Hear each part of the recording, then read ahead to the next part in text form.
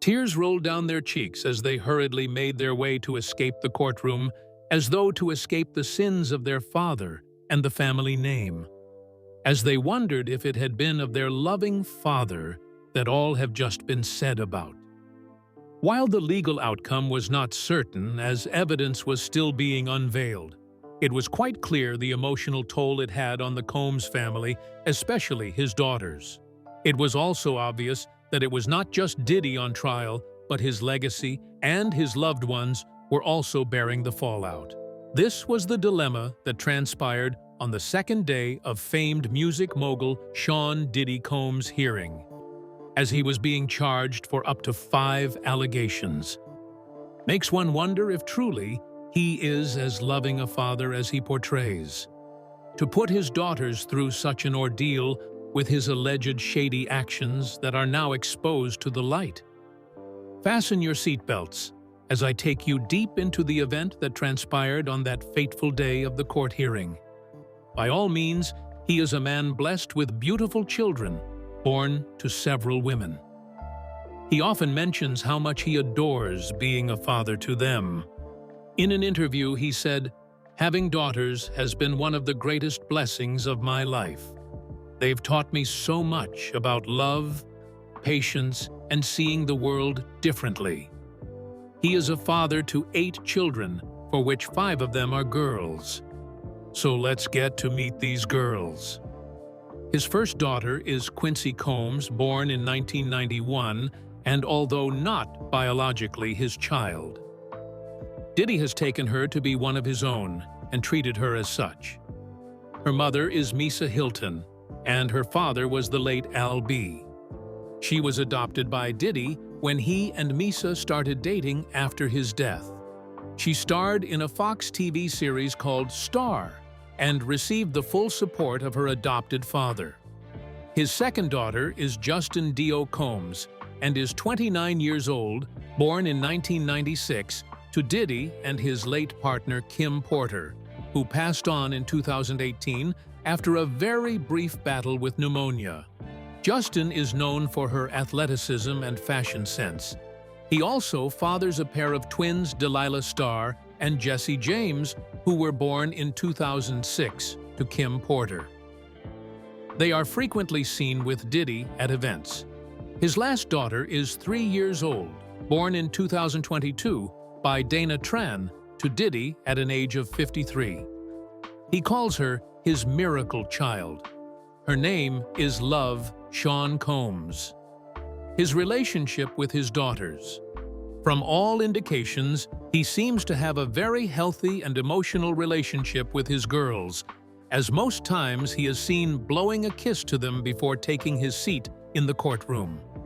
They are always present for his hearings and are ever willing to defend their father, whom they believe was innocent up until this shocking bombshell befell them this fateful day.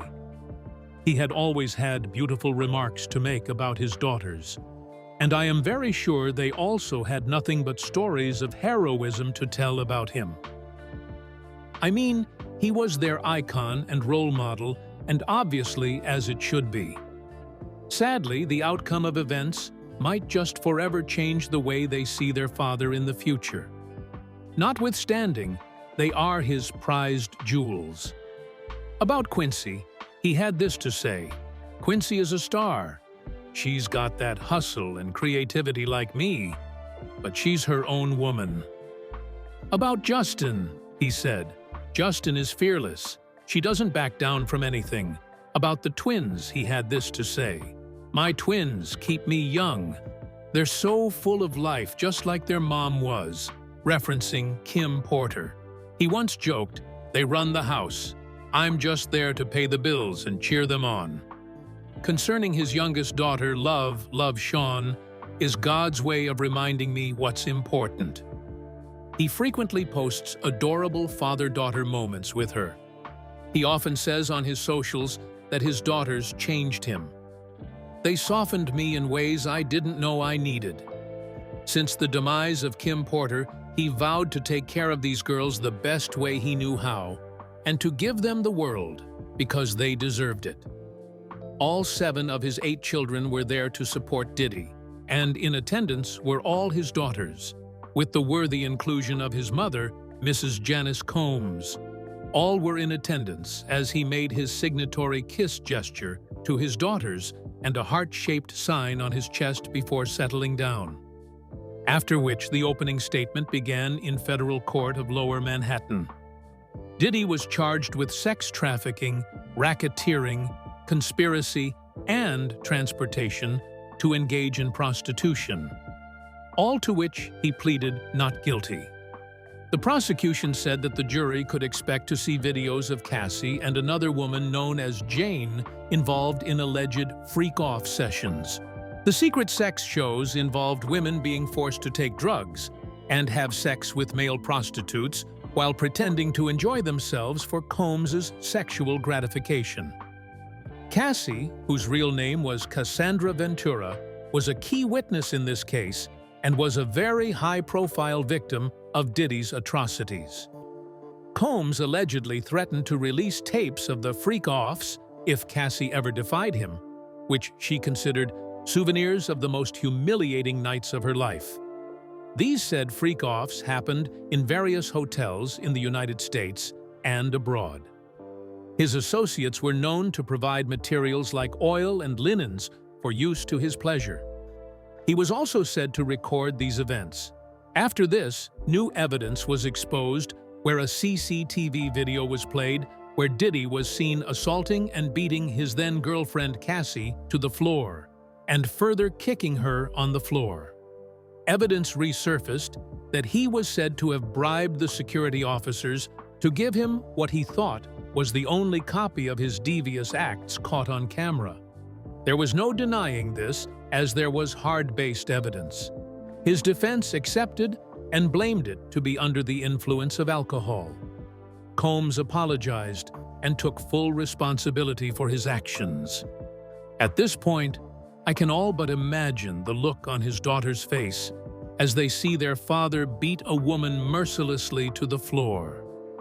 During the prosecution's opening statement, they indicated that 3 alleged victims of Combs's sexual offending would testify.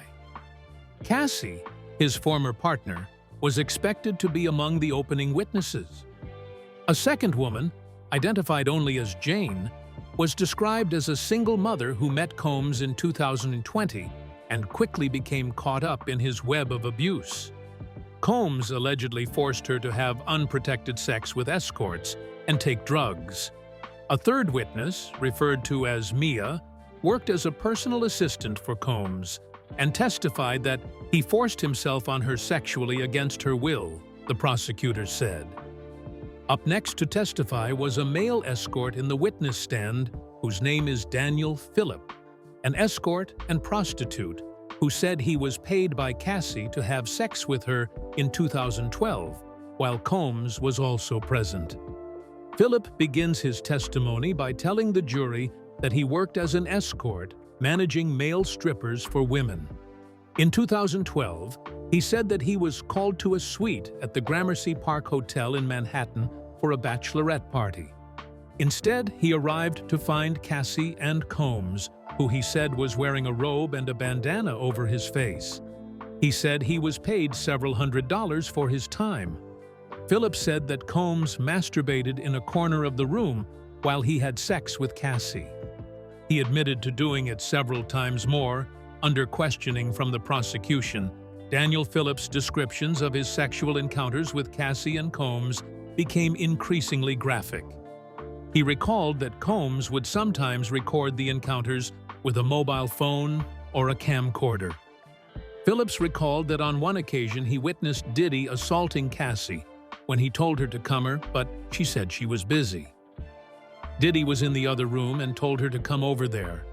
Cassie was working on her laptop at the time, and he, Diddy, then stormed into the room and threw a bottle of alcohol at her, nearly missing her head.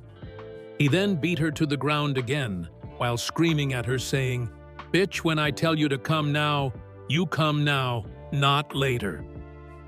He said he was shocked by the incident, but did not intervene, as there were 4 to 5 armed guards in the room. During a separate hotel visit, Phillip recalled that he heard someone being slapped around and slammed around the room next door. He said that Cassie ran out of the room and jumped into his lap, shaking and terrified. Philip testified that he asked her why she would stay with someone who was beating her like this. He tried to convince Cassie to seek help, but she insisted that she would be okay. As the content of Philip's description got more graphic, when Philip started to describe in detail Diddy's manhood, it got to a point that the girls could not take it anymore. The twins, Jesse and Delilah Combs, got up and left. Amongst his children, he received more support from these twins when he had a court case in 2023. They supported and stood by him, so them walking out on him and his predicament tell us a lot. Have they had their fill of his lies and deceit? Was this their way of expressing their disappointment in their father? A very close friend of hers later made public a few things, saying, "She hates to hear about all the sexual things. No one wants to hear that about their dad. It's disgusting to her, of course. No one likes that. She just said she's trusting God. She's trusting God to make sure that justice will be done, and she's leaving it in God's hands." No matter what, she supports her father. She is his daughter, and he was a good dad for her, so she supports him. She doesn't agree with everything he has done. No one wants to hear about that from their dad. So that part is disgusting to her, of course. No one likes that. The source added that Delilah Combs believes that the people who went to Diddy's parties and were involved in the freak-offs were adults and therefore able to make their own choices. If they didn't want to be there, they didn't have to be. So she thinks justice is finding her father innocent, the friend added. The next day was even worse for the music mogul, as Cassandra Ventura was called to speak, and she then highlighted all the unspeakable evils that were done with video evidence of what goes down in Diddy's acclaimed freak-off parties. But over the next few weeks till date, there have been no show of support from his children, both physically and even on social media. Just begs the question, has he ruined the bonds he took so much time to nurture with his loving kids by his unscrupulous acts?